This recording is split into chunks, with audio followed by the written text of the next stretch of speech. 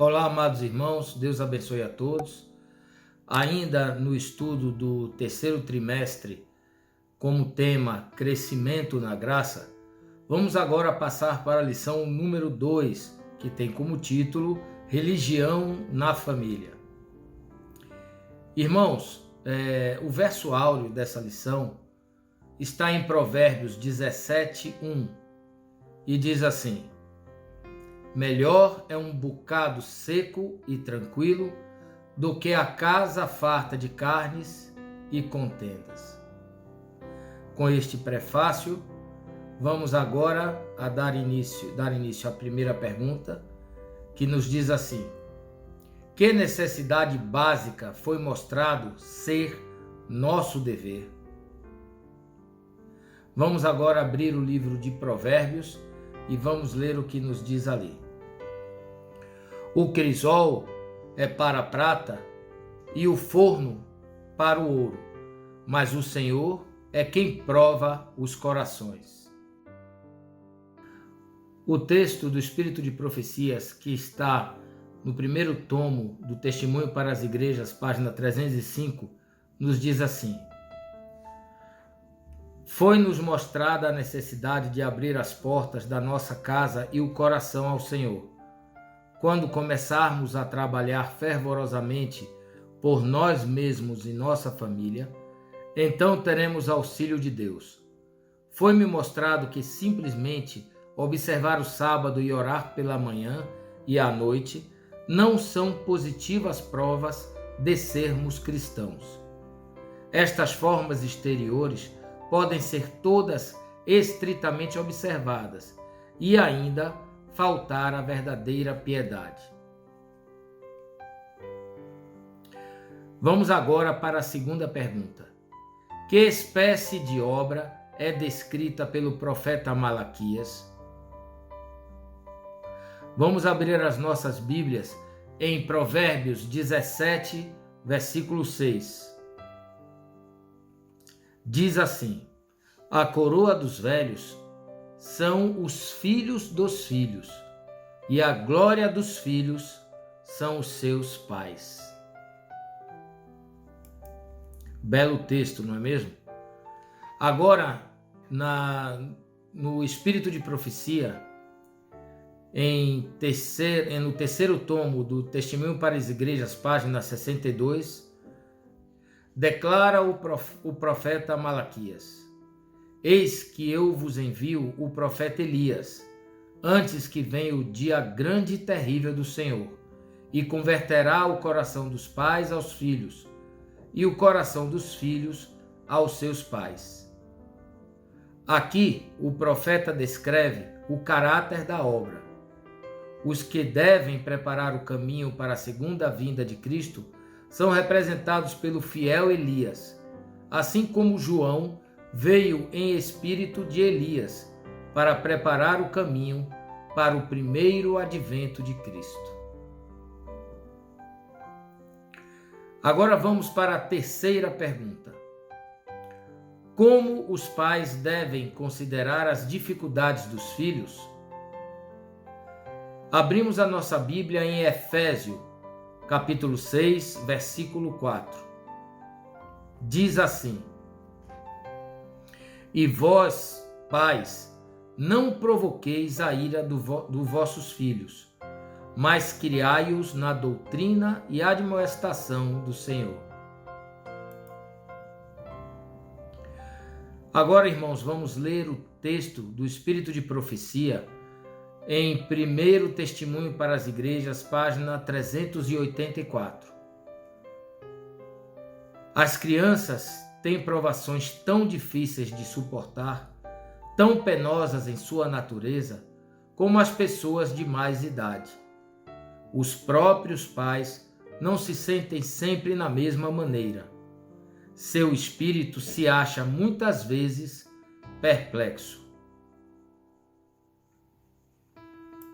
Agora, irmãos, vamos continuar o texto, só que em 1 Testemunho para as Igrejas, na página 387. Vejam o que o Espírito de Profecia tem a nos dizer. Ensine-lhes a fazerem de vocês seus confidentes. Segredem-lhes elas ao ouvido suas provas e alegrias. Animando isto, poupá-las-ão a muitos laços preparados por Satanás para seus inexperientes pés. Não tratem seus filhos apenas com severidade, esquecendo a própria infância de vocês, e que eles não passam de crianças. Não espere que sejam perfeitos, nem busquem torná-los de repente homens e mulheres em seus atos. Agora vamos, irmãos, à pergunta de número 4. De quem também depende muito a responsabilidade da família? Para responder a esta pergunta, vamos abrir o livro de Provérbios, capítulo 31, versículos de 10 a 12. Vejamos o que a Bíblia tem a nos dizer. Mulher virtuosa, quem a achará? O seu valor muito excede aos de rubis. O coração do seu marido está nela confiado. Assim, ele não necessitará de despojo. Ela só lhe faz bem, e não mal, todos os dias da sua vida. Belíssimo texto de Provérbios, não? Que realmente uma mulher virtuosa é tão preciosa quanto o rubi, e muito mais. Vamos ler agora, no Espírito de Profecia, primeiro testemunho para as igrejas, página 306. Vamos ouvir a mensagem do Espírito Santo que nos deu através dos escritos de Ellen White. O marido deve lembrar que muito da responsabilidade de educar as crianças recai sobre a mãe. Ela tem muito que ver com moldar-lhes o espírito. Isto deve chamar a atividade da parte dele os mais delicados sentimentos, fazendo-o aliviar cuidadosamente os fardos da sua esposa. Ele deve animá-la a descansar em sua ampla afeição e encaminhar-lhe a mente ao céu, onde há força e paz e um repouso final para o cansado. Não deve voltar para casa com o semblante carregado, mas trazer com sua presença luz solar à família e estimular a esposa a olhar para cima e confiar em Deus.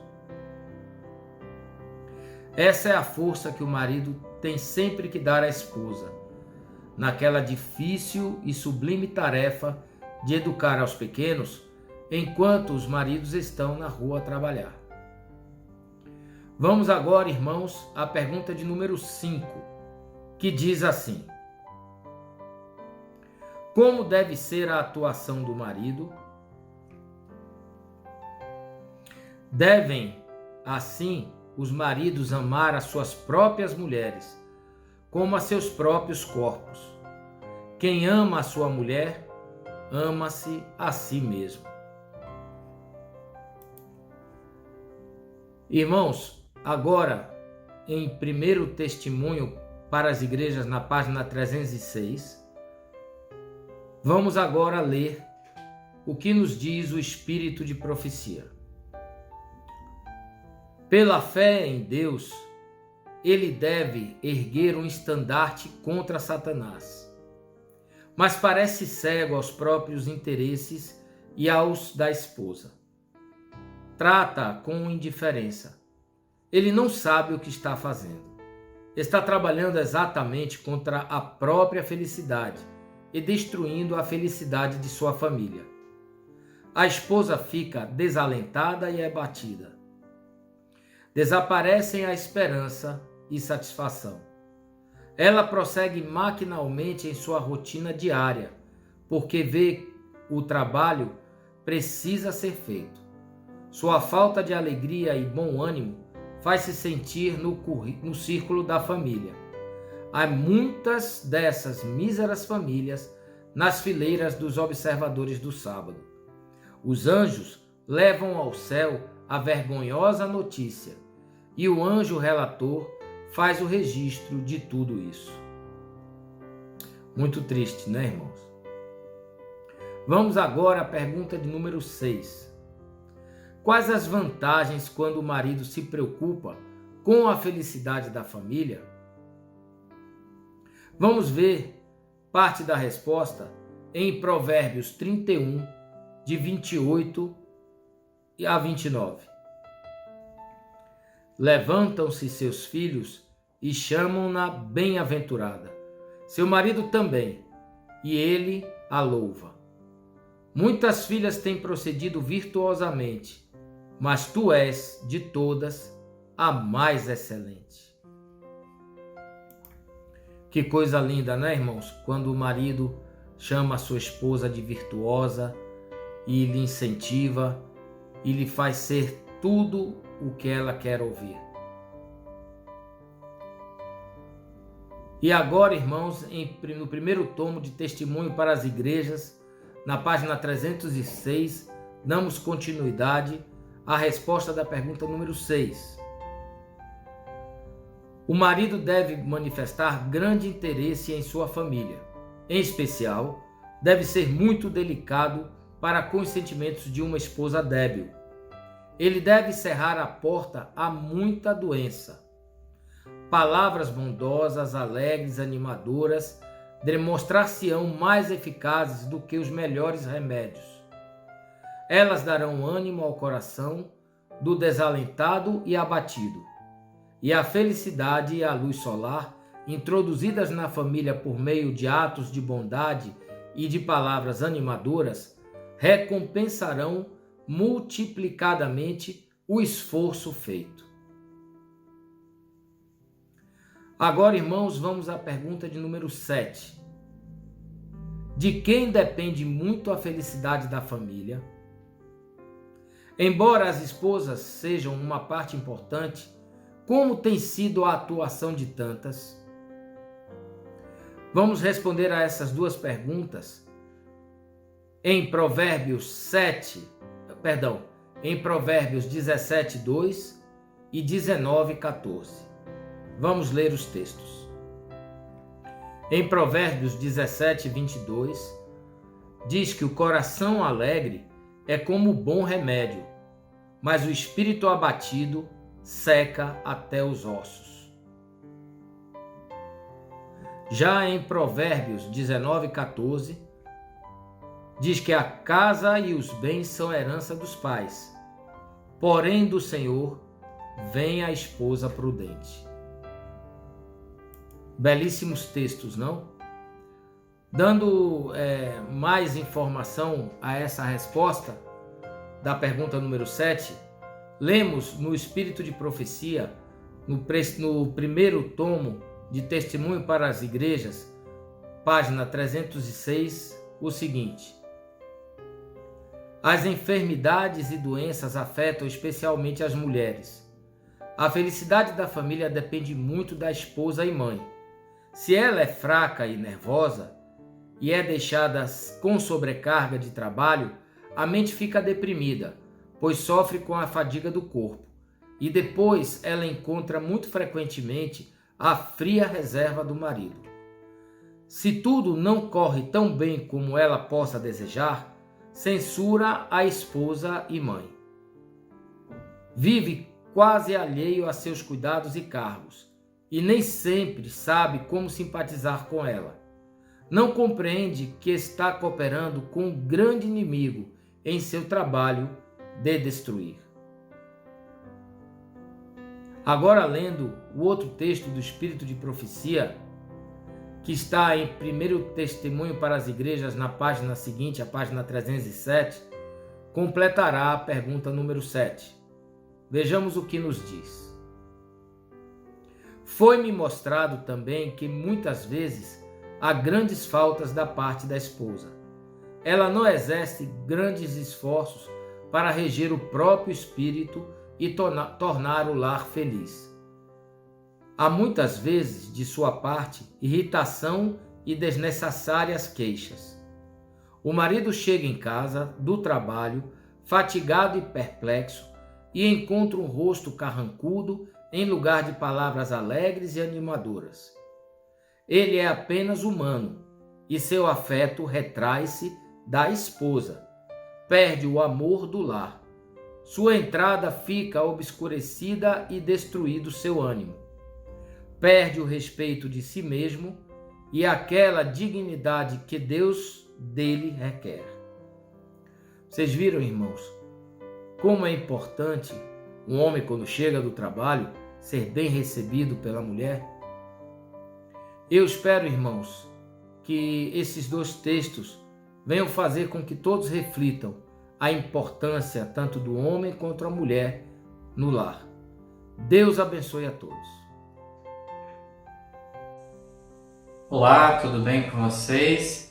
Vamos dar continuidade então a esse estudo maravilhoso, a lição de número 2, cujo título é Religião na Família. Agora vamos entrar na 8ª pergunta, que diz assim: por que o Senhor se desagrada de certas mulheres casadas?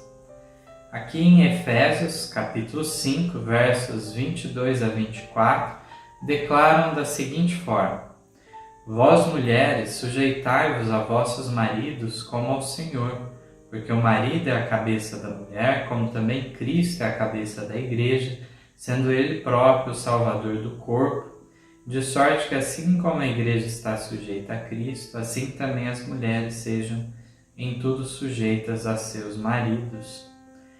Vemos essa figura da igreja simbolizada através da mulher em diversas passagens da Bíblia, desde o Antigo Testamento, já Israel também simbolizado como uma mulher.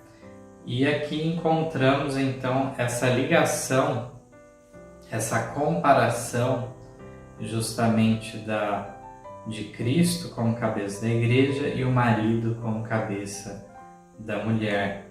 E o texto, temos dois textos aqui importantíssimos para tratar desse tema. O primeiro é de uma carta, número 5 de 1861, de Ellen White.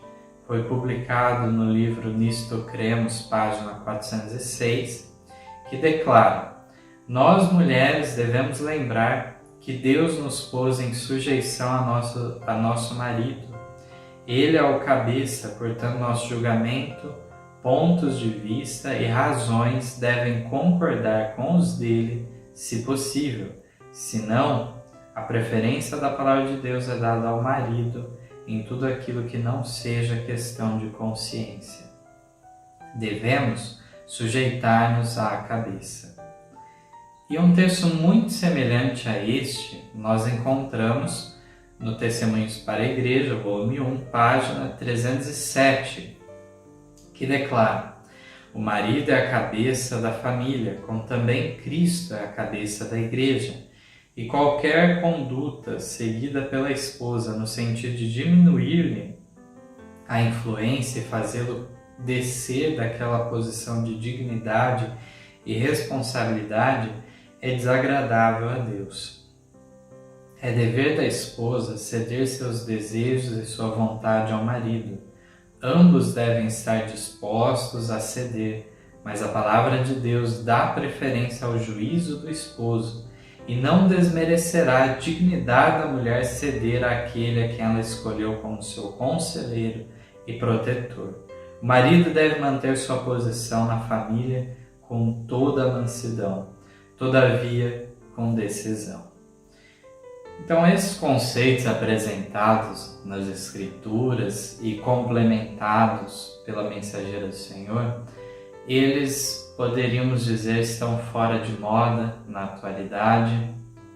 Existe já, desde a época de Ellen White, na realidade no século XIX, uma luta que começou a surgir pelo direito das mulheres numa suposta igualdade. E, de fato, Ellen White já tem ressalvas, mesmo já essa primeira onda, digamos assim, do feminismo. Isso pode ser verificado quando se estuda o assunto do vestuário, onde nós encontramos Ellen White defendendo uma reforma do vestuário, mas uma de acordo com a vontade de Deus e não aquela que o mundo estava efetuando, com certas mudanças um tanto drásticas demais. Aqui nós vemos a questão das funções complementares, as diferenças entre marido, mulher e os filhos, e o marido então tomando essa posição de primazia, de liderança no lar, bem como nós sabemos através de outros escritos, que é complementar a este tema, o sacerdócio então, essa responsabilidade espiritual pela família, recair, ser cobrada justamente do homem. Os textos são semelhantes e de fato aqui mostra que não somente a esposa deve ceder os seus desejos, o marido deve estar disposto a isso de fato, quando há divergência entre os dois. No entanto, aqui diz que no final das contas, não havendo um acordo, mesmo assim deve haver uma definição para quem a preferência é dada, o juízo, a escolha, a decisão, então fica para o marido então essa preferência. E aqui diz que isso não vai desmerecer, não vai diminuir a dignidade da esposa, mas sim vai de fato reconhecer a legitimidade dessa autoridade sendo exercida. Aqui, no entanto, é interessante nós vermos um detalhe que há no primeiro texto que não há no segundo, que Ellen White declara: se não houver um acordo entre os dois, né, sempre que possível deve tentar haver, mas se não houver, a preferência da palavra de Deus é dada ao marido em tudo aquilo que não seja questão de consciência. Aí nós poderíamos destrinchar um campo de pesquisa maior através dessas palavras, uma vez que nós encontramos até mesmo o aspecto religioso envolvido nisso tudo. Nós temos recomendações de Paulo, por exemplo, de uma mulher que está num jugo desigual, que ela não deve buscar a separação. Se o incrédulo quiser a separação, ela pode consentir de fato e vice-versa, havendo aí essa situação, mas a parte que é crente, ela de fato não vai tomar essa iniciativa de uma separação, e seria em último caso, a não ser em alguns casos, casos muito graves, como a própria Ellen White e Tiago White na época deles comentaram algum risco de vida e coisas do gênero, que aí sim poderia ser o caso de tomar a iniciativa. De todo modo, então, mesmo que a pessoa esteja em um jugo desigual e ela estará sujeita, no caso de uma mulher crente que casou com um marido incrédulo ou ele se tornou depois, seja como for, ela, ainda que esteja sujeita até certo ponto em relação ao julgamento sobre certas decisões, certos pontos de vista, mas no final das contas a religião dela não deve ser afetada nesse quadro. Alguém não deve usar como justificativa para não obedecer, não seguir a religião, não obedecer à vontade de Deus, devido a uma suposta sujeição. Não deve então haver esse aspecto. A individualidade da pessoa não é desfeita pelo casamento.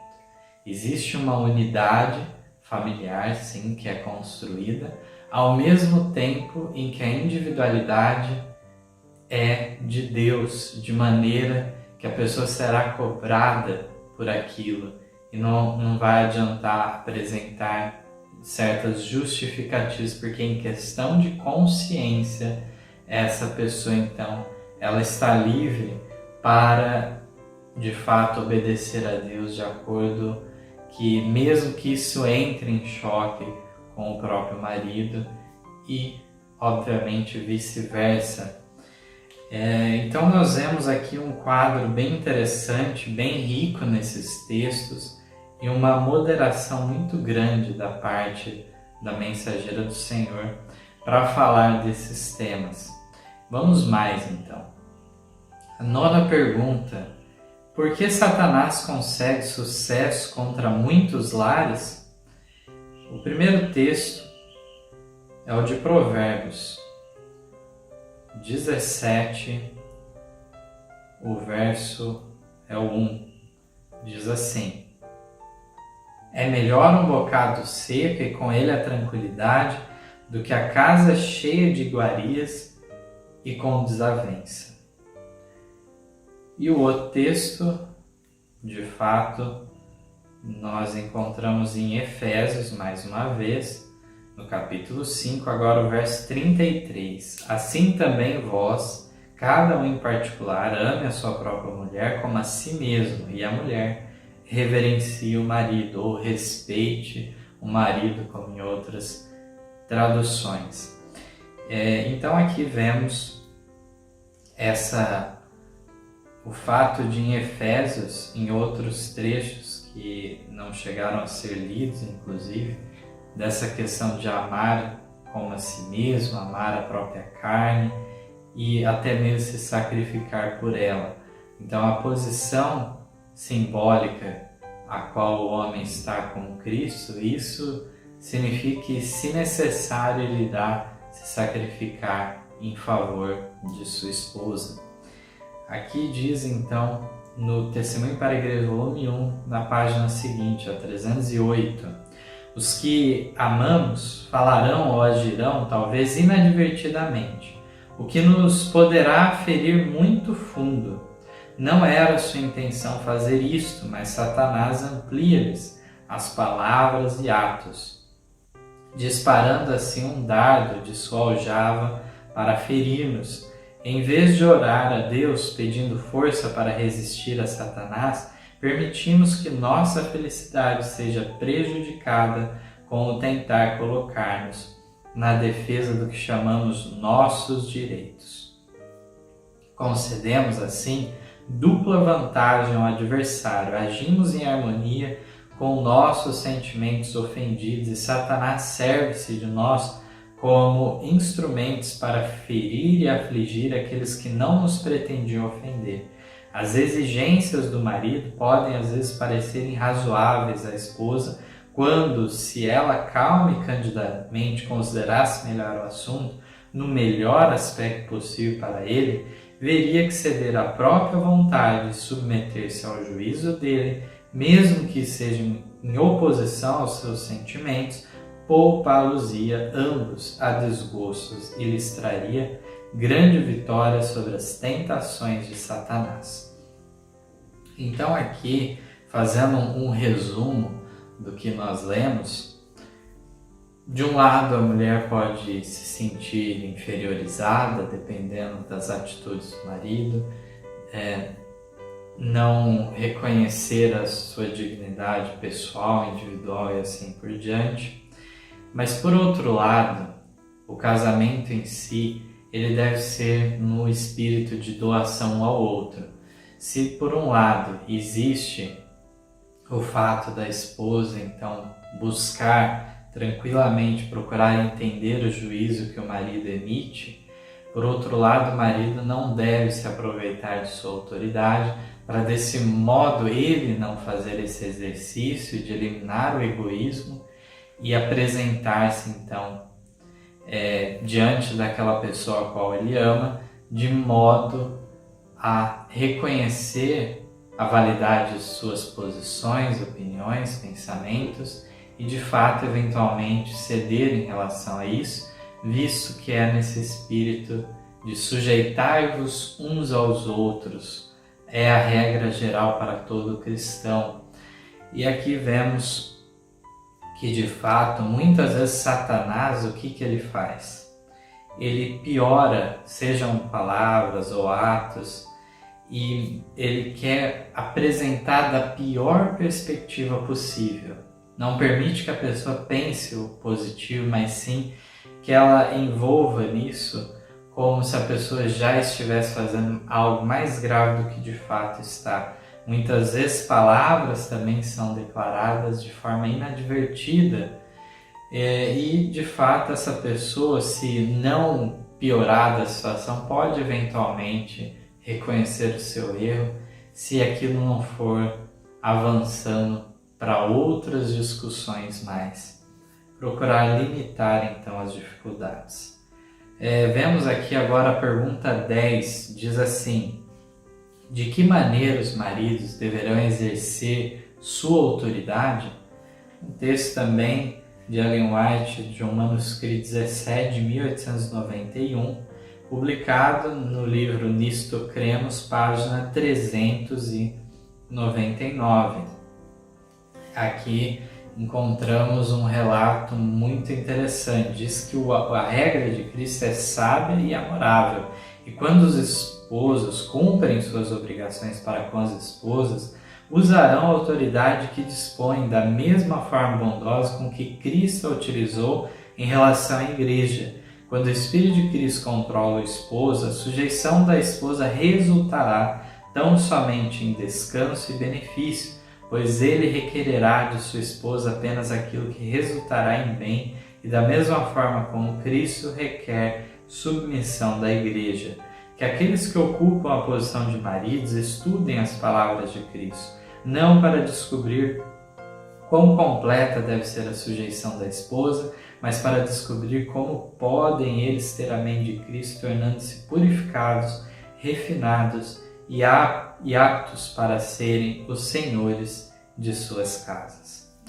Então, na pergunta anterior, o foco ainda estava em grande parte sobre as mulheres, e o fato que aqui vemos Satanás serve-se abundantemente dessas discussões familiares e não deixa então as coisas tranquilamente serem analisadas sem paixão naquele momento, e de modo assim que se muitos pensassem duas vezes antes de entrar numa discussão.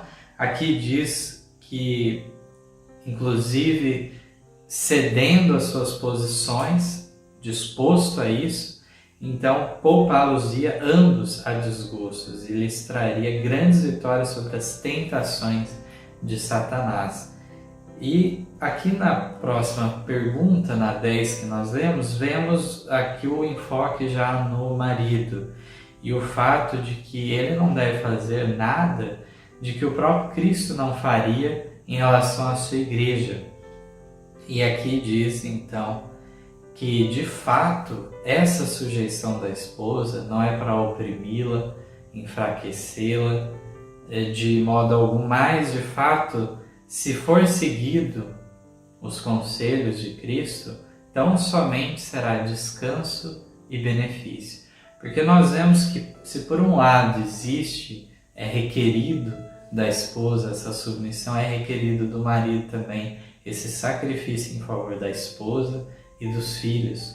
Então nós encontramos aqui, de fato, que as funções são diversas, mas são complementares em favor da unidade familiar. Vemos de fato que em vez de muitos maridos ficarem buscando saber quanto de sujeição a mulher deve ter e eles pesquisarem a Bíblia com este enfoque, deveriam pensar se eles estão com a mente purificada o suficiente, refinados, aptos para de fato serem senhores de suas casas, de modo a exercer a sua legítima autoridade de maneira coerente com o espírito cristão. Aqui vamos para a pergunta 11. O que é o verdadeiro amor? Temos duas declarações aqui maravilhosas da pena de Ellen White. Primeira do Maior Discurso de Cristo, página 38. O amor modifica o caráter, rege os impulsos, subjuga a inimizade e enobrece as afeições. Nutrido no coração, adoça a vida inteira e derrama seus benefícios sobre todos ao redor. Então, de fato, que benefício de este princípio, não é um sentimento, como nós vamos ver aqui na continuação, mas quando ele rege a nós, quando é entronizado no nosso coração, ele vai modificar o nosso caráter, vai enobrecer nossas afeições, de fato a vida vai ficar mais doce.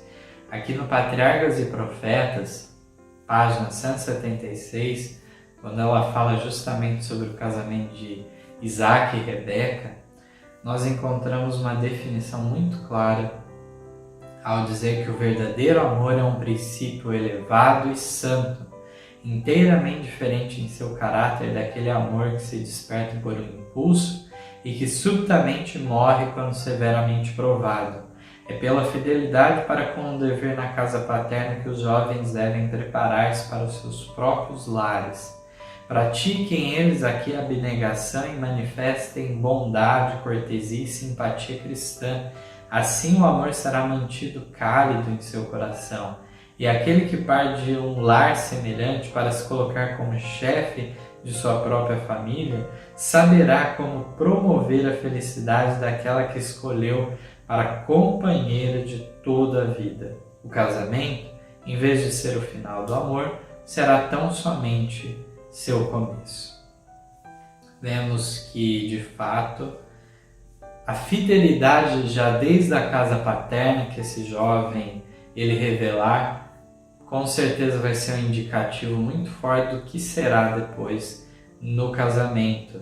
Aqui ele deve fazer o seu treinamento na casa paterna de modo a manifestar certos princípios de bondade, de abnegação e assim por diante. E quando for então formar o seu lar, ele estará em condição de promover a felicidade daquela que escolheu para companheira de toda a vida. Desse modo, sim, o casamento perdurará em amor. A pergunta de número 12 agora diz assim: que conselhos são dados pela mensageira do Senhor aos que se unem em concerto vitalício? E qual o significado de união vitalícia? Vamos aqui em Malaquias, capítulo 2, versos 14 a 16.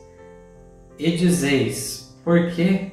Porque o Senhor foi testemunha entre ti e a mulher da tua mocidade, com a qual tu foste desleal, sendo ela a tua companheira e a mulher da tua aliança. E não fez ele somente um, ainda que lhe sobrava o espírito, e porque somente um, ele buscava uma descendência para Deus. Portanto, guardai-vos em vosso espírito, e ninguém seja infiel para com a mulher da sua mocidade.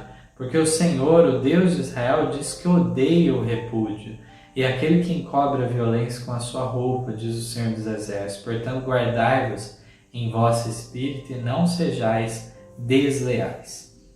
Vemos de fato que Deus odeia o repúdio, o divórcio. E nunca foi do propósito divino tal coisa. Nós poderíamos analisar num outro momento de maneira mais detida esses aspectos de como foi tolerado através da lei mosaica, lei civil, foi legislado em relação à autorização de um divórcio e um novo casamento, mas isso não fazia parte do ideal divino, e ele quer a restauração de todas as coisas feita por sua igreja. Desse modo, nós encontramos já o próprio João Batista, o próprio Cristo, buscando restaurar o matrimônio em sua condição original. Vemos Jesus destacando sempre esse aspecto, que é o próximo texto de Mateus. Lembrando que aqui em Malaquias fala de não ser infiel à mulher da mocidade, não ser infiel justamente àquela que é a primeira mulher. Aqui em Mateus 19, os versos 3 a 6, diz assim: então chegaram ao pé dele os fariseus tentando e dizendo: é lícito ao homem repudiar sua mulher por qualquer motivo?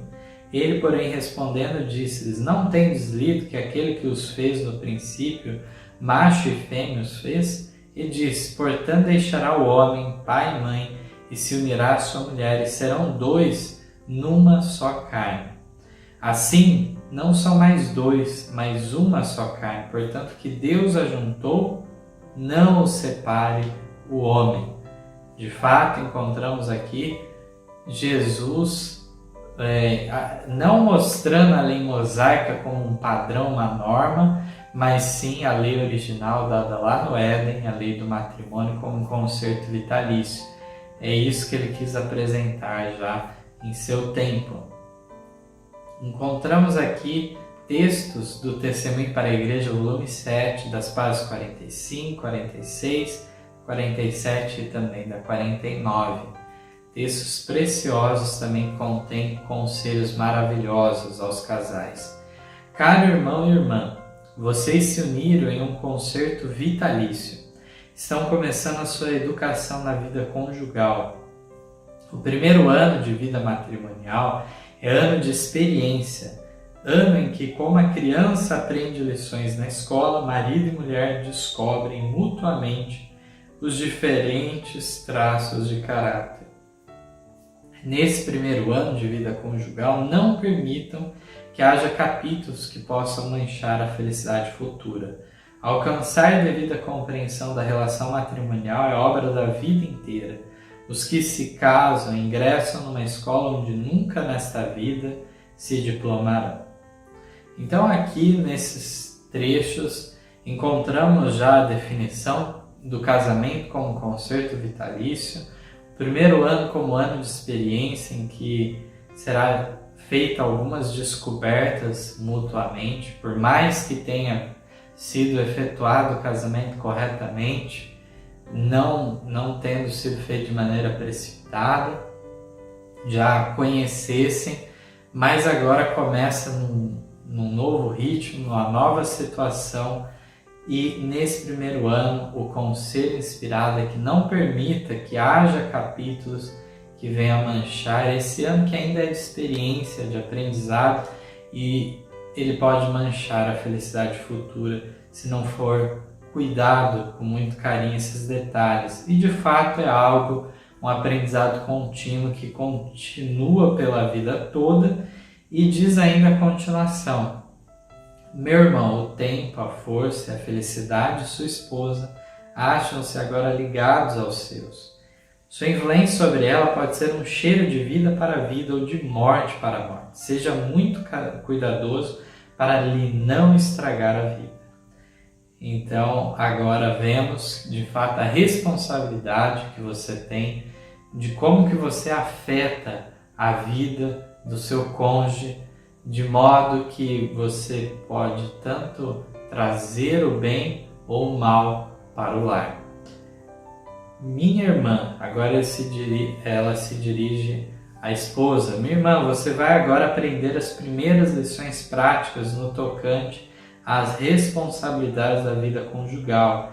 Tenha cuidado para aprender fielmente essas lições dia a dia. Não dê lugar a descontentamento nem acabrunhamento.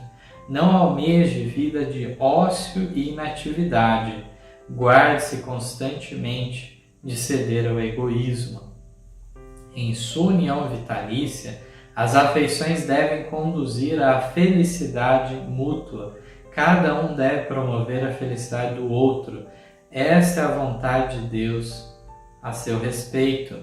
Mas ao mesmo tempo que se deve unir em um só ser, nenhum de vocês deverá perder sua própria individualidade na do outro. Deus é o dono de sua individualidade.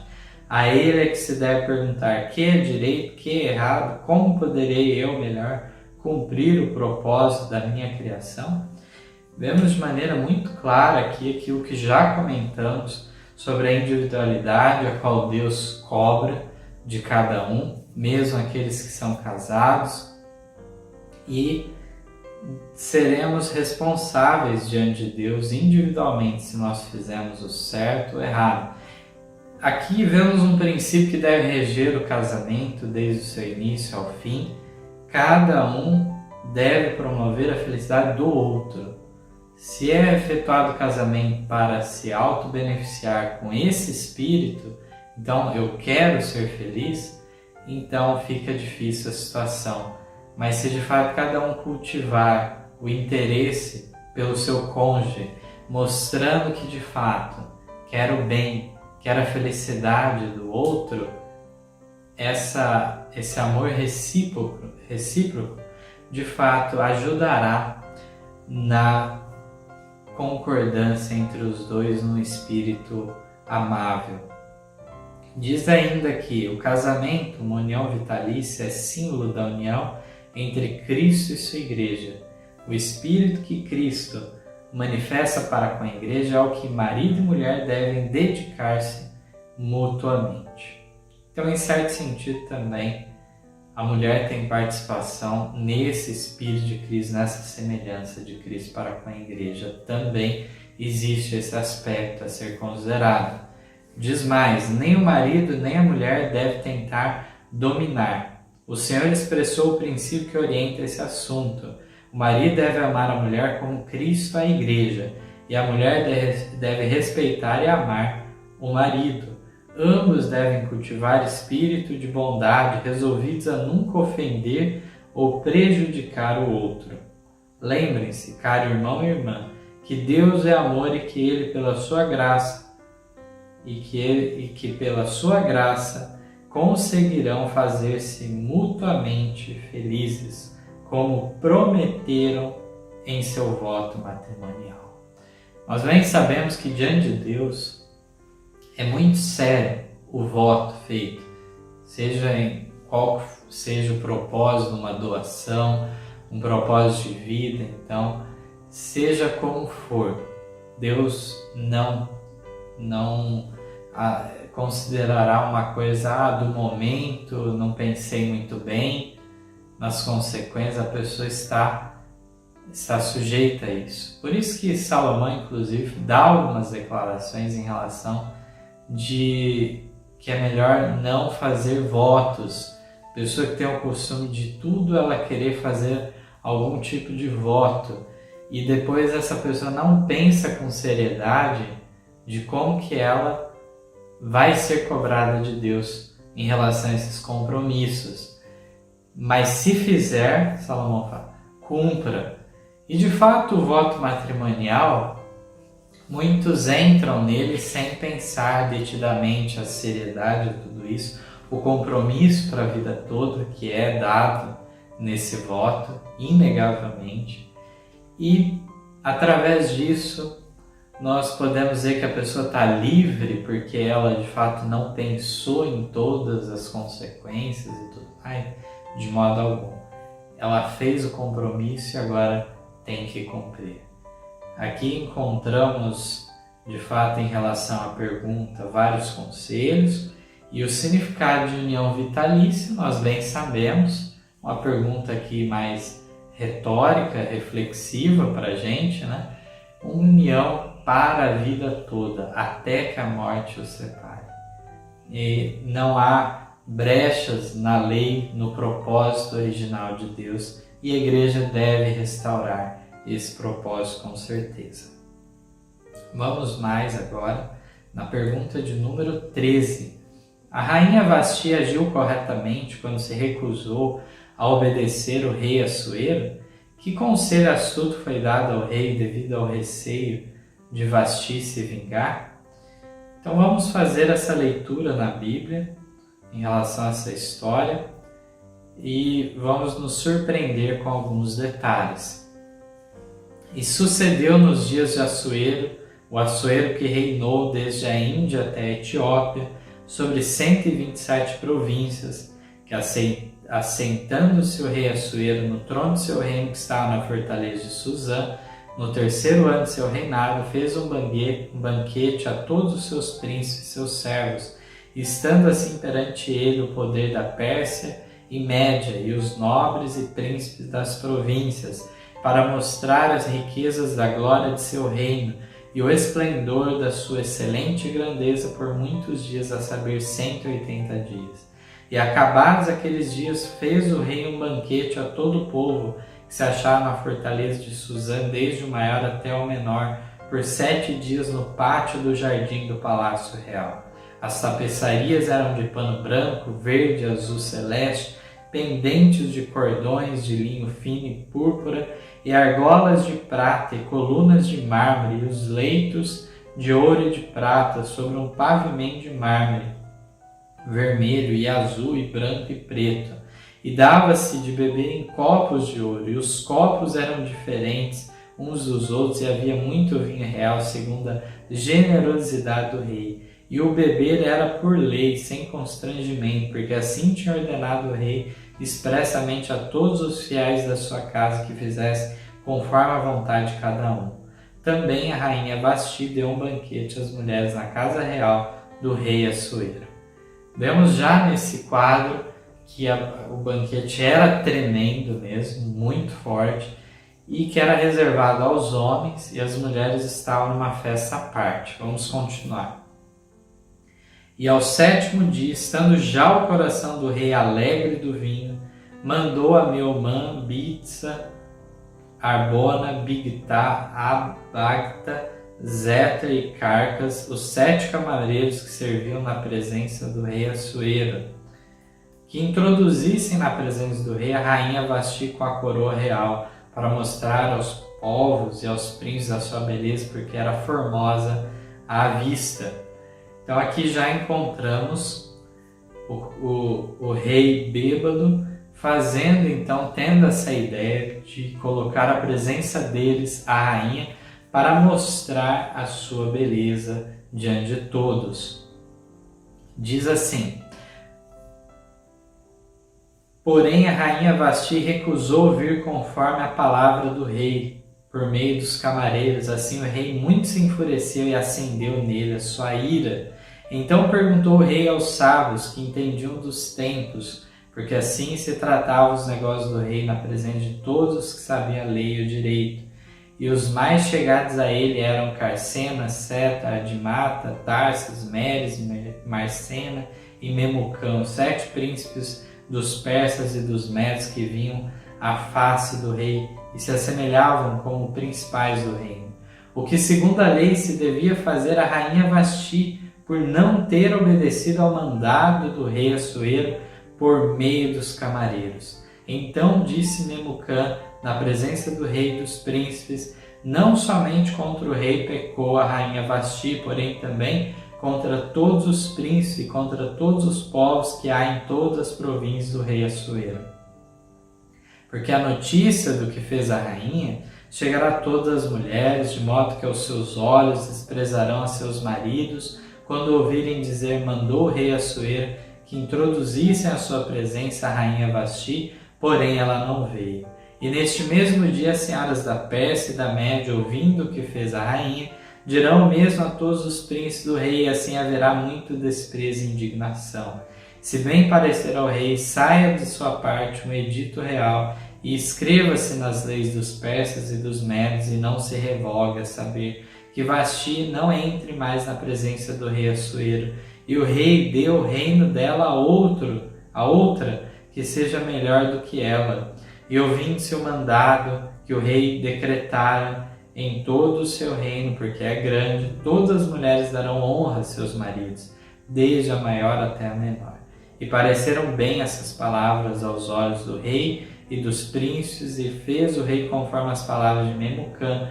Então enviou cartas a todas as províncias do rei, a cada província segundo a sua escrita, e a cada povo segundo sua língua, que cada homem fosse senhor em sua casa, e que se falasse conforme a língua do seu povo. Aqui agora no capítulo 2, temos 2 versículos que vão ser significativos depois que lermos o comentário de Ellen White, que diz que passadas essas coisas e apaziguado já o furor do rei Assuero, lembrou-se de Vasti do que fizera e do que se tinha decretado a seu respeito. Então disseram os servos do rei que lhe serviam: busquem-se para o rei moças virgens e formosas. Vamos ler agora um quadro muito interessante do que Ellen White escreve dessa passagem, visto que essa passagem muitas vezes já foi utilizada para falar em relação da devida submissão que as mulheres devem ter para com seus maridos, inclusive toda a justificativa do conselheiro do rei Memucã sendo repetido de que deveria a reprovação à rainha ser exemplar para as outras também não se atrevessem a fazer o mesmo e assim por diante. E nós vamos encontrar algo significativo aqui na leitura do Comentário Bíblico, volume 3, página 1139. Ellen White declara em 2 manuscritos dela, um de 1910 e outro de 1911, alguns trechos sobre essa história. Lemos com prazer a respeito da festa da rainha Vasti. Essa não foi uma festa para convidados promíscuos, mas uma comemoração promovida pela rainha para as mulheres de alta posição no reino, que foram recebidas com decorosa cortesia, sem licenciosidade ou sensualidade. Então a Ellen White já abre aqui dizendo que a festa de Vasti ela era correta. Foi quando o rei estava fora de si, quando sua razão já havia sido destronada pelo vinho, que ele mandou buscar a rainha para que os que estavam em sua festa, homens também embriagados pelo vinho, pudessem contemplar a beleza da mulher. Ela agiu em harmonia com uma consciência pura. Vasti se recusou a obedecer à ordem do rei. Pensava que quando ele voltasse à sobriedade, ele elogiaria sua atitude. No entanto, o rei tinha conselheiros insensatos, e eles argumentaram que fazer isso seria dar a uma mulher um poder que seria prejudicial a ela mesma. Então vemos que o rei estava fora de si, de fato tomou uma atitude movido pela bebida alcoólica, expor a rainha de todo o reino diante deles, para eles verem a beleza dela, a formosura. E aí diz que Vasti não acatou esse conselho, porque sabia que era isso, era uma exposição dela diante daqueles homens, agiu de acordo com a consciência pura e entendia que quando o rei voltasse à sobriedade, ele elogiaria ela por essa atitude de ela ter preservado o decoro em relação à realeza. No entanto, aqui vemos que os conselheiros foram rápidos em atacar Vasti e já tomarem atitudes imediatamente em relação a isso. Diz ainda: se o rei tivesse conservado sua dignidade real, praticando hábitos de temperança, nunca teria dado essa ordem. Sua mente, porém, fora afetada pelo vinho, que ele usava tão livremente, e ele não estava preparado para agir de maneira sábia. Quando saiu essa ordem do rei, Vasti não a acatou, porque ela sabia ter havido livre uso de vinho e que a Suera estava sob a influência de bebida alcoólica. Para o bem do marido e dela própria, decidiu não deixar sua posição à frente das mulheres da corte. Não há dúvida de que o rei, ao considerar o assunto posteriormente, achou que Vasti merecesse ser honrada e não tratada da maneira como foi. Vemos de fato que aqueles versículos do início do capítulo 2, que diz que ele passou o furor do rei, lembrou do que tinha feito para Vasti, faz referência justamente ao fato de que o rei entendeu mais tarde que ela não merecia aquele tratamento, que ela não tinha sido tratada como deveria. Mas aí nós vemos já imediatamente os conselheiros mais uma vez se interpondo nesse momento e já sugerindo ao rei arrumar moças virgens e formosas. Então, dessa maneira não tinha possibilidade de Vasti voltar e se vingar daqueles conselheiros que tinham colocado ela derrocada. Vemos desse modo, de fato, que ela procurou preservar, pensou de modo amplo que ela estaria negando-se aí em meio àqueles homens se expor daquela maneira, que ela estaria preservando tanto a imagem dela como a do próprio marido. Por isso essa decisão dela firme. Ela pagou um custo alto em relação a isso, não teve retorno devido aos conselheiros, então não permitirem que houvesse um apaziguamento ou coisa do gênero, mas de fato ela agiu com uma consciência pura, como o texto declarou. E nós temos aqui na última pergunta uma outra figura maravilhosa que nós encontramos. Que mulher ilustrou de maneira graciosa a verdadeira feminilidade, como ela se portou? Vamos acompanhar a leitura da meditação matinal Cristo Triunfante, página 143. Deseja o Senhor que a esposa dedique respeito a seu marido, mas sempre no Senhor. No caráter de Abigail, esposa de Nabal, temos uma ilustração da feminilidade segundo a ordem de Cristo, enquanto seu marido ilustra o que se pode tornar um homem que se entrega ao controle de Satanás. Quando Davi fugia da face de Saul, acampou-se perto das propriedades de Nabal e protegeu os rebanhos e pastores desse homem de toda a depredação enquanto se encontrava no Carmelo. No momento de necessidade, enviou Davi mensageiros a Nabal com uma cortês mensagem, solicitando alimento para si e seus homens. E Nabal respondeu com insolência, retribuindo o bem com o mal e recusando-se a partilhar com o próximo a sua fartura. Então, nesse primeiro parágrafo, já encontramos o fato de um contraste, de uma mulher graciosa, que de fato seguia de acordo com Deus os seus caminhos, e por outro lado ela tinha um marido ao qual ela devia sujeição, que era um homem de acordo com aquele que se entrega ao controle de Satanás. E Davi, então, quando estava em fuga, ele acampou perto das propriedades de Nabal e estava fazendo um bem para Nabal, protegendo o rebanho e tudo mais, os homens e assim por diante. E ele então mandou uma mensagem pedindo alimento, que eles estavam necessitando, e Nabal respondeu com insolência, né?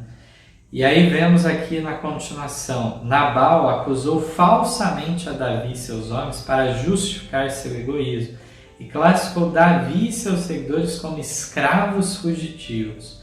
Um dos jovens a serviço de Nabal, temendo os maus resultados que viriam no rastro da insolência do patrão, foi e informou o caso à esposa de Nabal, sabendo que ela possuía um espírito diferente do de seu esposo e era uma mulher de grande prudência.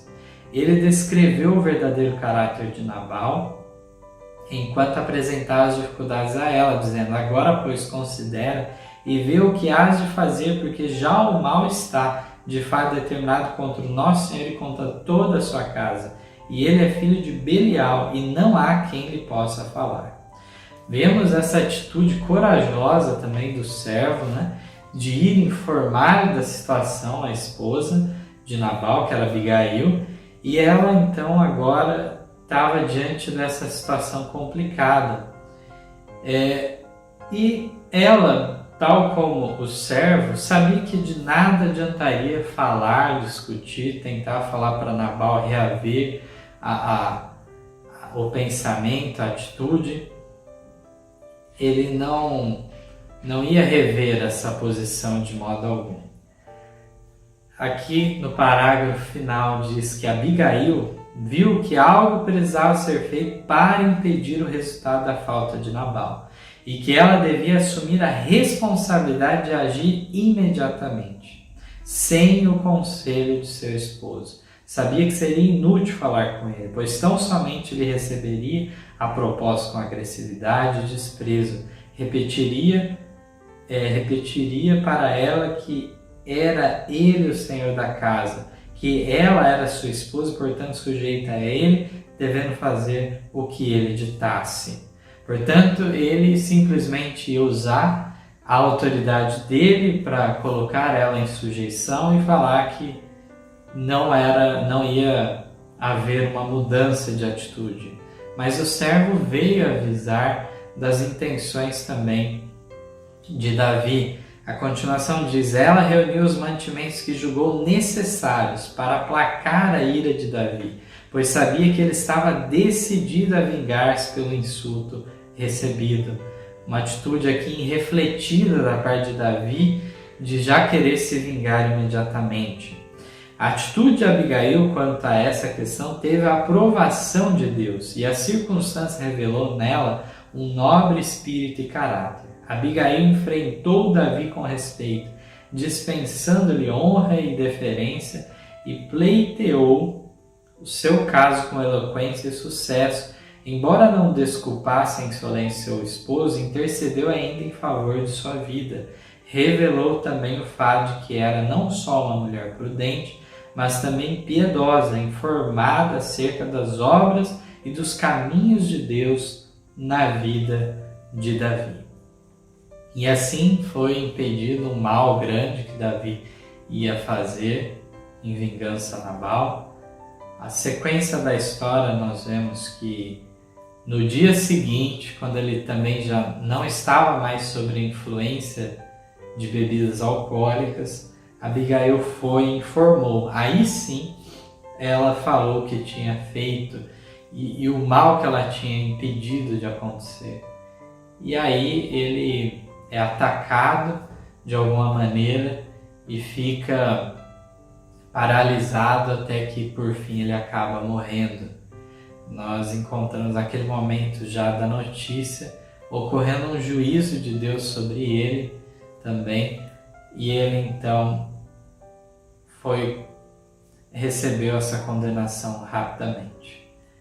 Foi uma lição muito ampla, poderíamos comentar muito mais ainda sobre esses temas que têm a ver com a religião na família, o que as Escrituras declaram sobre isso. Devemos estar atentos e meditar em tudo que foi declarado aqui, com certeza com esses exemplos do passado, com as declarações, os conselhos práticos que nós vemos da Mensageira do Senhor, conseguiremos frutificar em boas obras em nosso lar e depois, através do nosso lar, dar um bom testemunho em relação ao verdadeiro cristianismo. Esse é o meu desejo de oração a todos. Amém. Em nosso site vocês encontrarão estudos, notícias, dicas de saúde, além de todas as nossas lições. Participem conosco através da nossa página no Facebook e assistam todas as nossas lições através do YouTube.